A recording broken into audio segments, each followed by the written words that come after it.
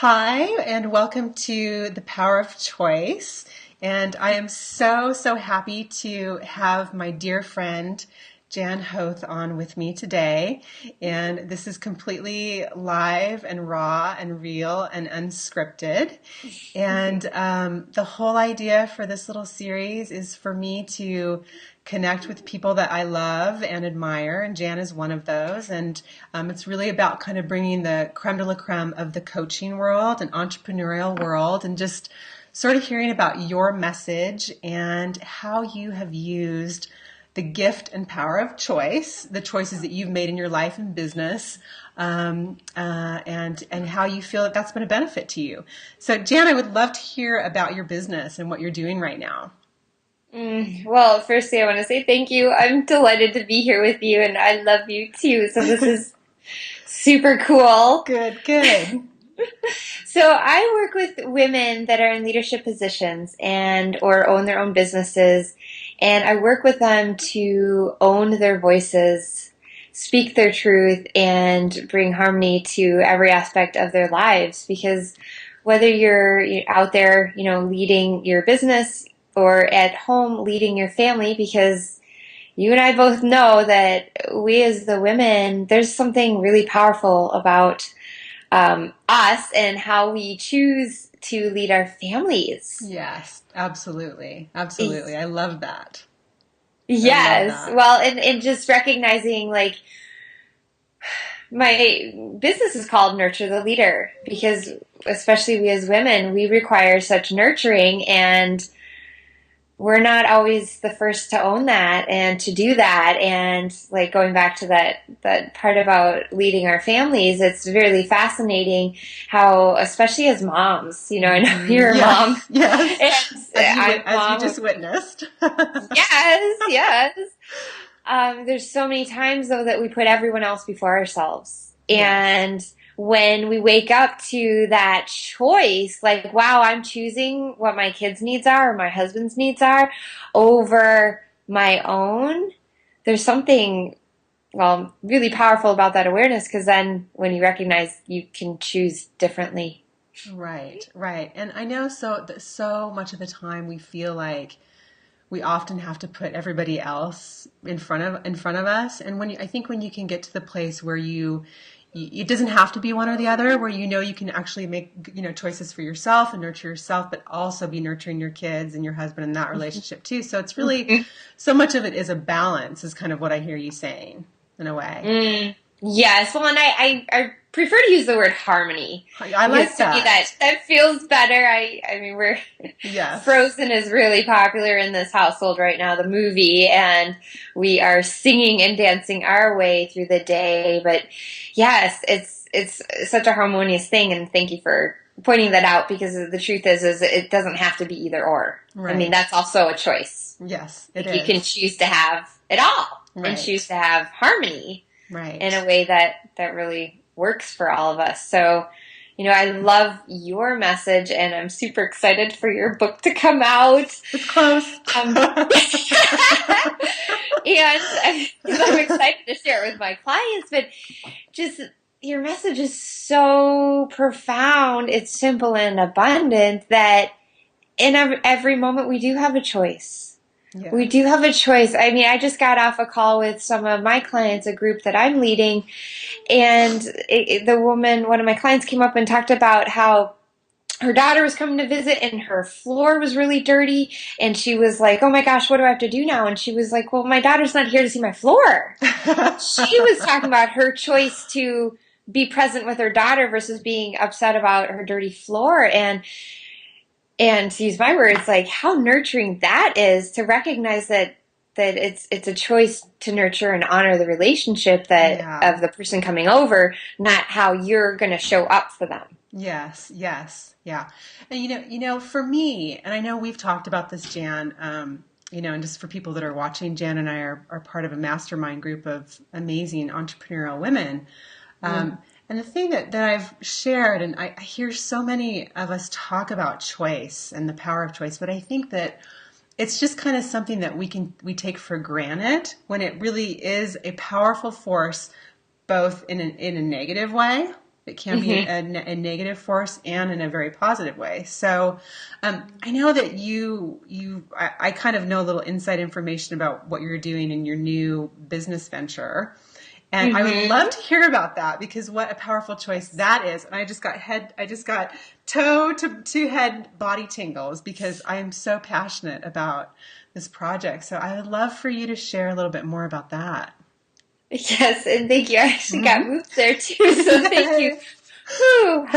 Yes, so I have this new project that I'm just in the process of launching. It's in the baby steps, and yet I'm super excited because I believe this is going to be my book.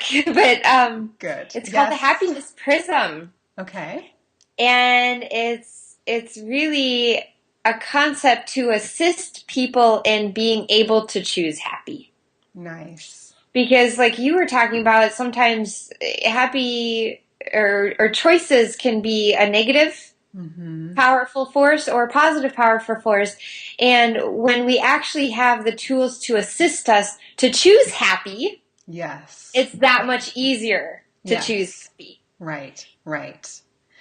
And, just a little insight into my book, and the book is called The Two Choices, and people are always like, well, what are the two choices? And for me, it's kind of a complicated answer because it's multi-layered. But for me, I felt like I was often overwhelmed with choices and overwhelmed with feelings, really, and emotions, and how do I sort through all these things? So the two choices was just sort of my answer to that, and like kind of going back to where you were saying choosing happy or choosing sad. And when I really realized that in each and every moment, I really had two choices: to choose happy, to choose sad, to choose to be reactive, to choose maybe more understanding, to really choose conscious feeling, or or just sort of that on autopilot, I think that we can often get to with our feelings. And so for me, really bringing it back down to having that simple, okay, right here, right now, I have two choices. And I think that's really cool, because what you're talking about with the what is it? It's the happiness prism. The happiness prism, yes. Right. So then you're offering people tools, correct, yes, on how to find that. And there's, I'm sure a bunch of different steps and things like that. That's so cool. I love it. I love it. Well, so what else can you share? I don't know, maybe just something recently that's happened in your life. I know a lot of times we bring it back to our business and this, but what's something that's really up for you right now in your life as far as a big choice that you have, and how are you really approaching it? I mean, how, or maybe skills that you could offer people on, having a really tough decision or choice in your life, and how you're managing it right now. Well, I'm really being called to share about what is my recent move and relocation, where we moved from the Florida Keys, the sunny island, easy lifestyle, to Connecticut, right in the metropolitan megalopolis, if you will, to lovingly follow my husband in his corporate career. And that was a very profound moment, defining moment, where I had to powerfully choose what I knew in my heart was a yes, and it made sense, but my head was not there.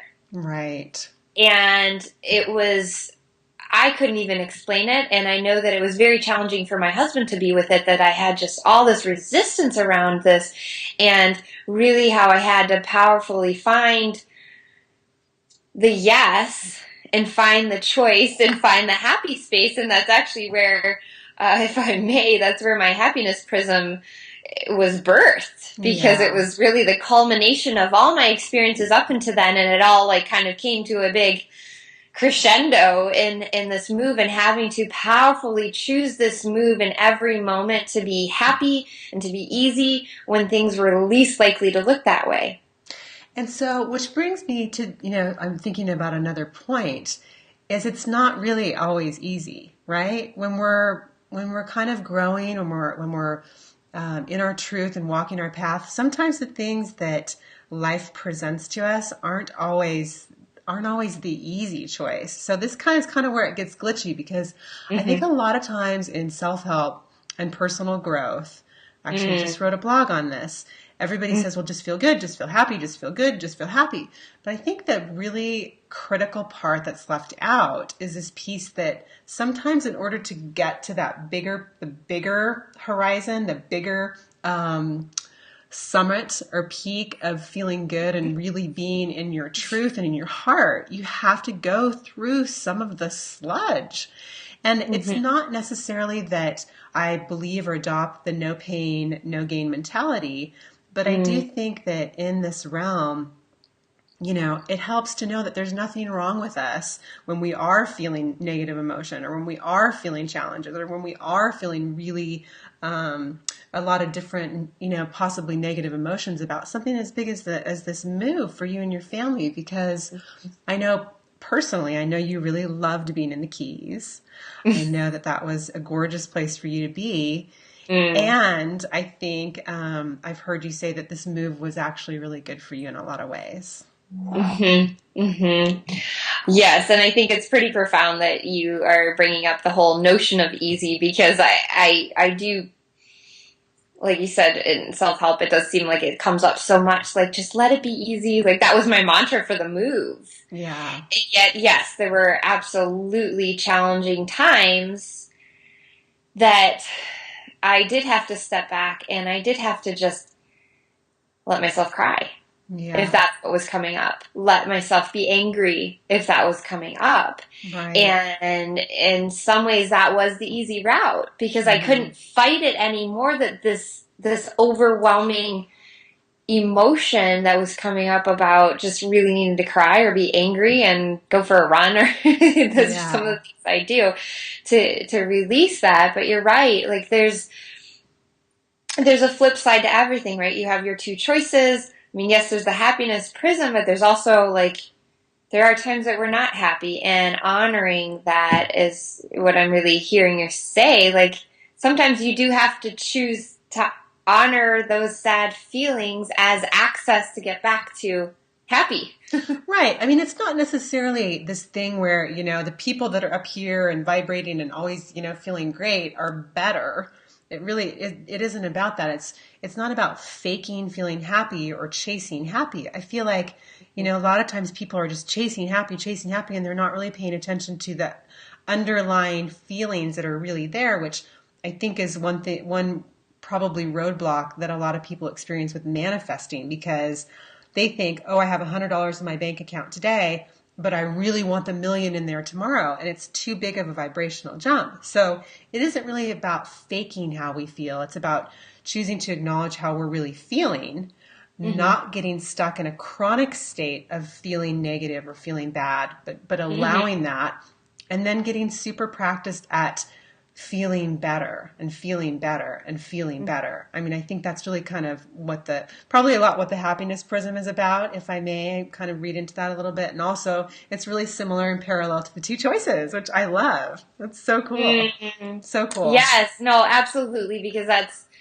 really what I found in my moves. Like, really, in any moment, how can I bring happy to this moment? Mm-hmm. Not how can I, like, oh yeah, yes, of course, to manifest $1 million in a day would be super cool. I like that. It's on my list. Hey, I'm open to it. Yeah. And yes, there's a certain level of, and I hate to say it this way, and yet this is what's coming up, of reality that Yeah. is required to come through between, well, if that's where you desire to go, cool, great, and here's where you're at. Mm-hmm. So, and you talked about it in this way, which I think was a great segue, and just it's a vibrational jump to say $100 in your bank account to $1 million in your bank account.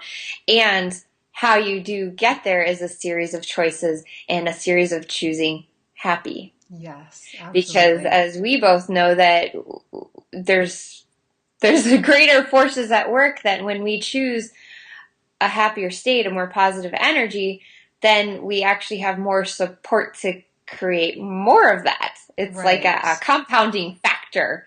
Right. And so absolutely that's more of where both of what we're coming from and gifting on the world, if you will, really does coincide, because when we allow for those negative things to flow through and more of that happy positive to come in, it that is how you get from 100 to a million. Yeah, yeah, exactly. Exactly. Well, and I know that so one of your main things that you do is you are a leadership coach. And that's really one of your biggest passions, right? That's your business, that's your focus. What is it about the leadership coaching that you really love? Well, I've always been drawn to the word leader, and I Hmm. can't tell you why exactly, except I think that's coming more through, even Hmm. through in this whole like of fully embracing the concept of the happiness prism, Hmm. because I'm realizing that there's a level of responsibility that we have Hmm. beyond us.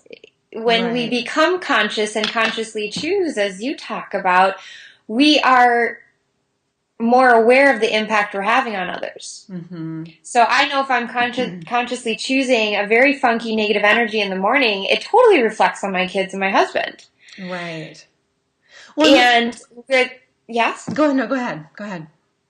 well, where that comes into the happiness prism is recognizing that when we choose happy, it's a prism for a reason. When we Hmm. choose to shine our light through this model that I have, there's an impact on the world, and that's where this leadership aspect comes in, is that it's owning how we show up in the world. And for me, Right. it's owning how I show up in the world, such that when I shine my light, it's like when you shine a light through a prism, a rainbow is formed. Hmm.